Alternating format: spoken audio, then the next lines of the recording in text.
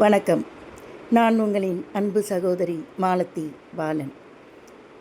பல பதிவுகளில் தெருநாய்களைப் பற்றியும், ரோடில் திரியும் மாடுகளைப் பற்றியும், மனிதர்களுக்கு ஏற்படும் அபாயத்தை பல பதிவுகளில் நான் கூறியிருக்கிறேன். ஆனால் அரசாங்கமே ஒரு முடிவிற்கு வந்தாலும் இங்கே இருப்பவர்கள் ஏன் அதை தடுக்கிறார்கள் என்று தெரியவில்லை. தெருநாய்கள் மட்டும்தான் வேண்டாம் என்று சொல்கின்றோமே தவிர, அவரவர் வீட்டில் வளர்க்கும் நாய்களை யாரும் வளர்க்க வேண்டாம் என்று சொல்வதில்லை. இதோ சற்று முன் நான் பார்த்த ஒரு பதிவு. இதில் யார் சென்று வம்பிழுக்கிறார்கள் என்பதை நீங்கள் தெரிந்து கொள்ளுங்கள். யாரும் நாயுடன் சென்று வம்பு வைத்து கொள்வது இல்லை.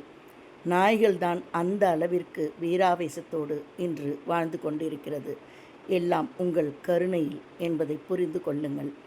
அடுத்தவர்களுக்கு வந்தால் நமக்கென்ன என்று நினைக்காதீர்கள்.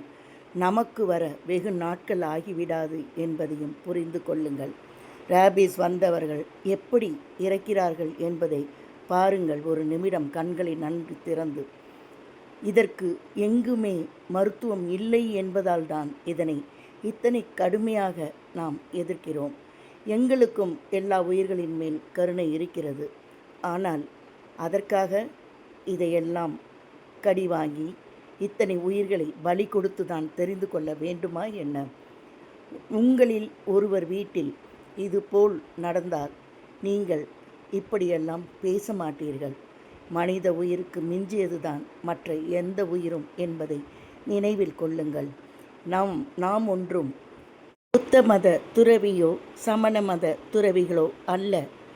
ஆடு, மாடு, கோழி, இன்னும் பல அசைவ உணவுகளுக்காக பல உயிர்களை கொன்று தின்று கொண்டு இருக்கும் நாம் இதனை பெரிதுபடுத்த வேண்டிய அவசியம் என்ன?